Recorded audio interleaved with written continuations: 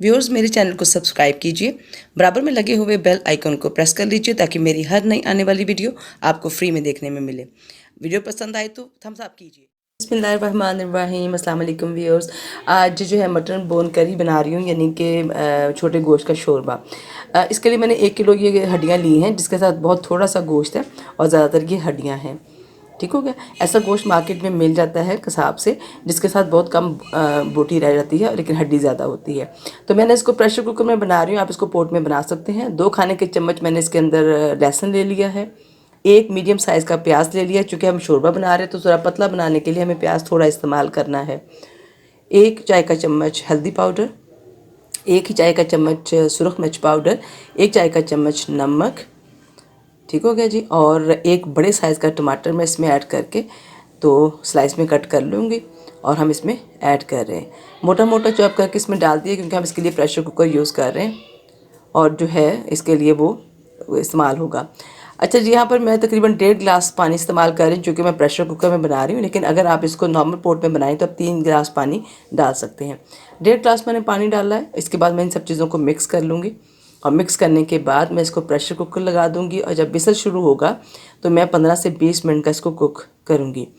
20 minute के बाद जब हमने इसको निकाला है तो ये पानी ऑलमोस्ट खुश्क हो चुका है। तो यहाँ पर मैं 3 से 4 खाने के चम्मच ऑयल डालूँगी और इन सब चीज़ों को हम मिक्स करके इसकी भुनाई शुरू कर देंगे।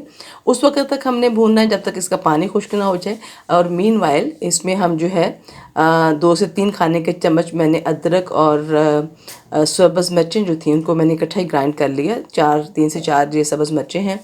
और साथ में शोरबा जो है ये बहुत ज़्यादा स्पाइसी अच्छा नहीं लगता, तो इसलिए हम इसको ज़रा लाइट मोड में रख लेंगे, यानी ज़रा हल्का नमक मिर्ची में।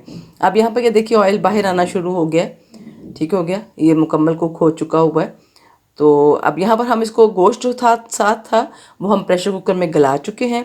अब हमने इसकी यखनी तैयार करनी, तो इस वजह से हम जो है इसमें पानी डाल के, अब यहाँ पर मैं इसमें तकरीबन 1.5 लीटर पानी डाल रही हूँ।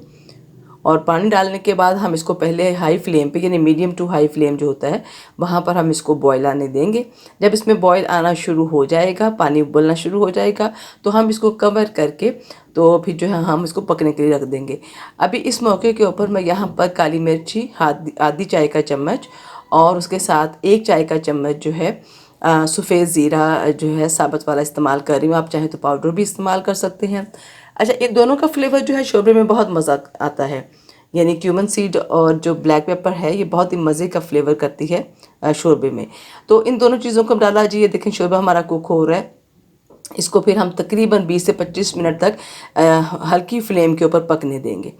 पकने के बाद ये देखिए हम मुकम्मल कुक हो चुका हुआ है, हमारी तरी बिल्कुल ऊपर आ चुकी है, शोरबा नाइसली परफेक्टली मुकम्मल तैयार हो चुका हुआ है। अब मैं इसके नीचे आग बिल्कुल हल्की करके इसमें 1 चाय का चम्मच मैंने गरम मसाला पाउडर डाला है और साथ में मैं इसमें कुछ ग्रीन कोरिएंडर यानी सब्ज़ धनिया के कुछ पत्ते डाल देंगे हम इसके अंदर और इसको हम मिक्स कर देंगे। बहुत ही मज़े का शोरबा तैयार होता है व्यूअर्स।